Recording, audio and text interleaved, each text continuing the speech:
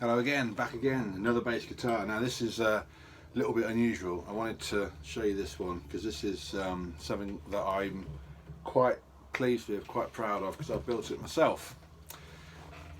Okay, I didn't cut the wood out, didn't make the neck, didn't do all that stuff, but I assembled it myself from bits, from parts, and I'm really pleased with it. Pretty chuffed with it, really. I wanted a P bass, didn't own a P bass.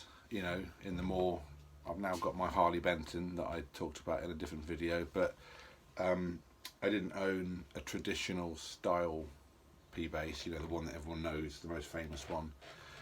So decided to build one. I've been thinking about doing a bass build for quite a while. I could have got, you know, a Harley Benton P bass or an old like Squire Affinity or something cheap like that, and upgraded the parts, but I thought, well, I'll just do it, I'll just make it myself, you know.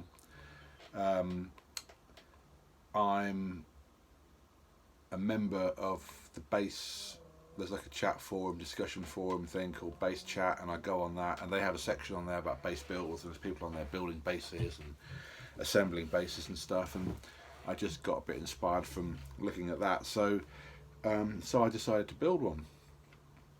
So I didn't want to get a kit, because you can get kit basses where you just buy a box and all the bits are in it and you assemble that.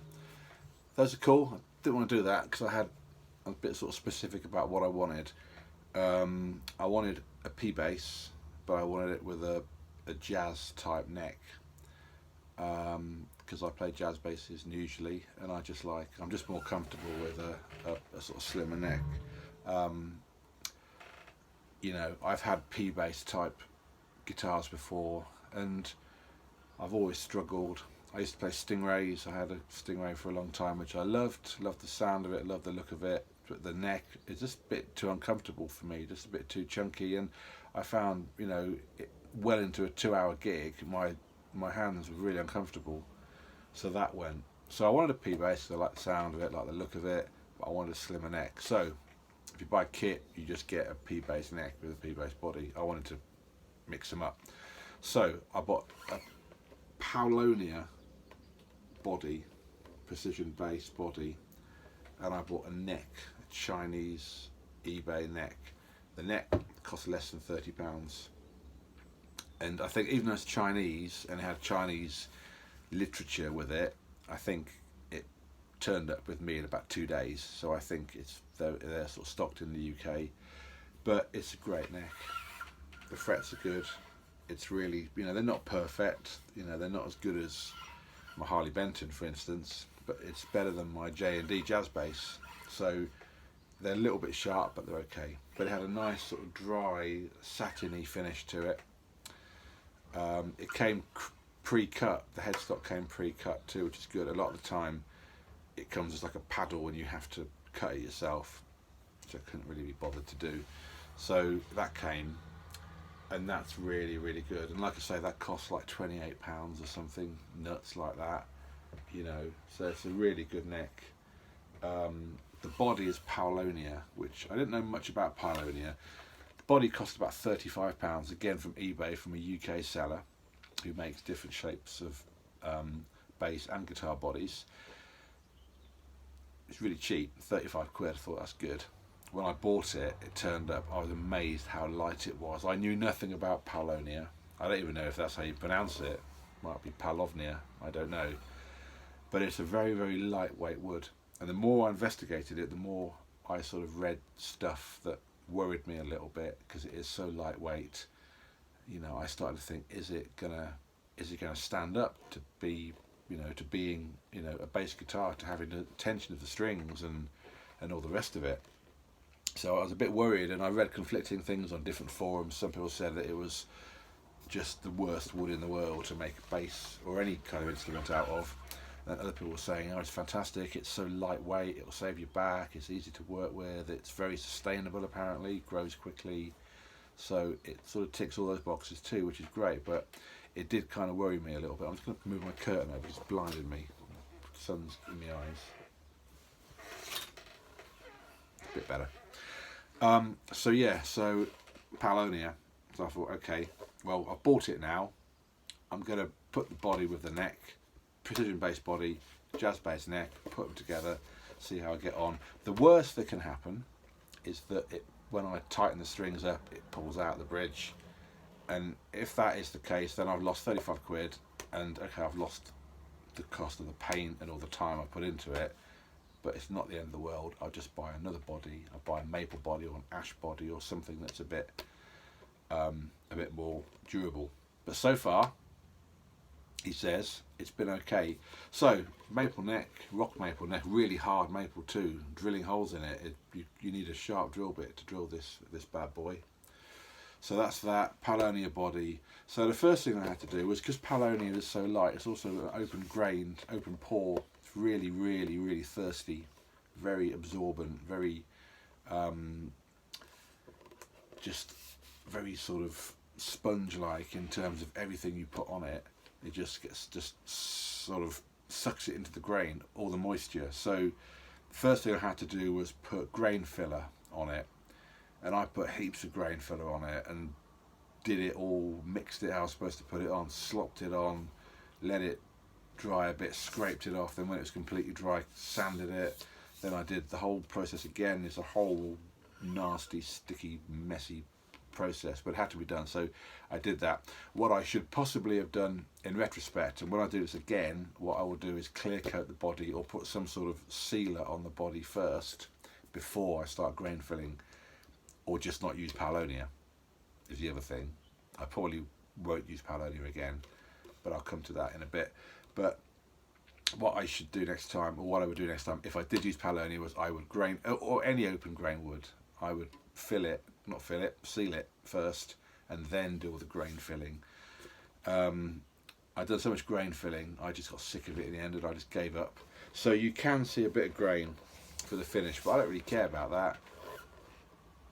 It's more the texture you can see as opposed to a visible, knots and stuff. There's no knots in it. There's no, the grain's quite a fine grain, but what you can see is little, like the tiny undulations of the grain that you can see in some lights. So anyway, grain filled it, sanded it as flat as I could possibly get it. I was going to use nitrocellulose paint, but it's expensive. I was trying to do this on a budget. I was trying to keep it as cheap as possible, so I ended up using car paint, which worked a treat. Acrylic primer I used, acrylic car primer from a local paint supplier. Did the body in that. Just basically, it took a whole can, a 600 milliliter can, so this absorbed pretty much over half a litre of primer. So did that, put the primer on, covered it in all that kind of thing, let it dry. In fact, what I did was I did a few passes of the primer, a few coats, let it all dry, then did another coat and let that dry, and another coat and let that dry until the can was finished. Got some clear acrylic clear coat to do the neck. Initially I just wanted to do the headstock because I wanted to prepare the headstock to put the decal on. So I just did a couple of mist coats, so it just gave it a nice smooth finish for the decal. Left that to dry and put that to one side. So once that was done, I then got the orange paint. Now I love Capri Orange, which is the Fender colour. I love orange anyway. I used to have an orange car and everything. I just like orange. So the sort of the famous Fender colour that they used to do is called Capri Orange. You can't get it in acrylic paint. You probably can, but I managed to find that you could get an equivalent colour.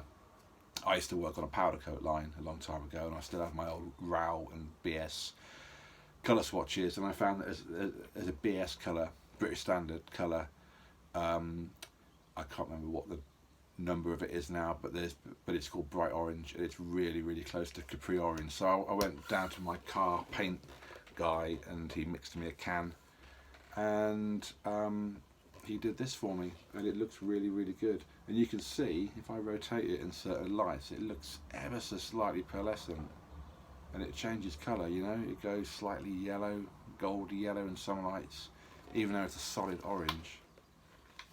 Really good, really pleased with that. So I did that again, did coats, left it, more coats, left it, more coats, left it, until the can was completely finished. I then put all the clear coat on it, and started to sand it with wet and dry. I started at about, I think, sort of 1,000 and started going back through progressively finer and finer and finer, until it started to look pretty much where I wanted it. I noticed in some spots it was starting to wear through. Actually, you can't really see it, so I won't even show the camera, but there's just a little bit of primer showing through in some spots, so I stopped sanding. I was quite happy with how it was. Didn't want to sand through to the white, didn't want to look in sort of relic or anything, so left it there. So hardware, high mass bridge, came from eBay. The pickups are Wilkinson P-base pickups. They do two versions of these. They do the Alnico one and the ceramic one. Is that right? I don't know. I think the Alnico ones are the more expensive ones, and then these are the, I guess these are the ceramic ones. I don't know, but they're a bit cheaper. These were like £18 again from off eBay. They're brilliant, fantastic pickups, really nice. I'll play it in a bit anyway. Tug bar, string tree tuners, all came from eBay. The pots, it's like a pre-wired pot thing you can just attach to your scratch plate. Scratch plate I got off Amazon because I couldn't find one the right price on eBay. I was going to put some strap locks on it. I haven't. These are just some strap buttons that I had hanging around. Just pop those on. Because it's so light, the body's so light, the neck's so heavy, there's a bit of neck dive, but it's a grippy strap, so it tends to stick quite nicely. So, you know, and I don't really let go of the neck when I'm playing anyway, so there's no need for it to do that. The decal, Bruno, the Bruno custom base, I called it. It's in the 1970s. That's probably in mirror image, isn't it? Because I'm doing it on an iPhone. But anyway, the font is that sort of Fender style 70s font, which I really like. It's my favourite one. So that's the one I wanted to go for. I called it Bruno because my little boy's called Bruno, and he was really interested in helping me assemble this, and he did do a bit of the assembly with me. A lot of the stuff he couldn't do, the fiddly stuff and like the paint, because it's nasty stuff. I didn't want him around all the smelly chemicals and stuff. So he did help me with a bit of it, and because just to sort of commemorate it, he's 6 years old now, so we signed the back, and I signed it and he signed it, and we put a little number 1 on it because it's the number 1 build that I've done, and then clear coated over that to seal it in, clear coated over the decal. The decal, by the way, I got from Rothko and Frost, and it's brilliant, really good, came really quickly, really high quality, really pleased with that. So that's the decal. Put more clear coat over that to seal it all in. Wet and dry sanded that back to give it a bit of gloss so it's nicely buried. And I did put a little film, a mist film of clear on the fretboard just to keep it clean, to protect it. Didn't put any on the back because I want to keep it natural. And that's it. The shielding I just did with some kitchen foil that I just stuck in with Pritt stick. Worked a treat. Had to buy an extra long drill bit, like a 200 mil long, 200 mil long 3 mil drill bit to drill the tunnel for the grounding wire from the bridge to into the cavity. You can't see it there because it's underground, so to speak, but that's what that is. Whole thing cost me under £200. The strings I already had hanging around, so they just went on, and that's it. Really good. I finished it on Wednesday this week. It's Friday today. Took it to band practice Wednesday night. I'm not going to gig it yet because it needs a little bit of fine tuning, I suppose, setup wise, but sounds great. It sounds really funky. So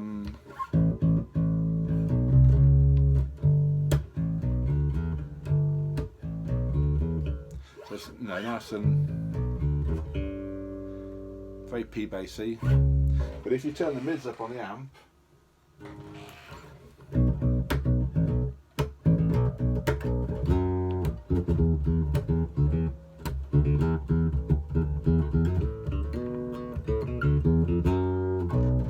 it's nice and funky sounding, sort of honky, a little bit jazz bassy. Not that I play that stuff very often because I'm not really good enough. I'm more of a rock and roll, punk covers band guy, just with a hit it hard with a pick most of the time. I play fingerstyle on some songs.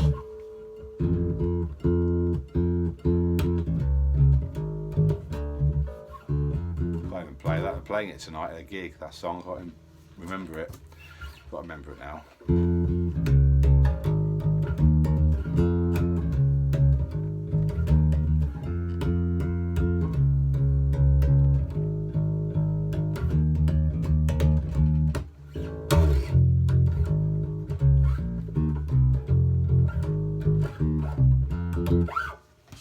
Yeah, can't be forgetting that tonight.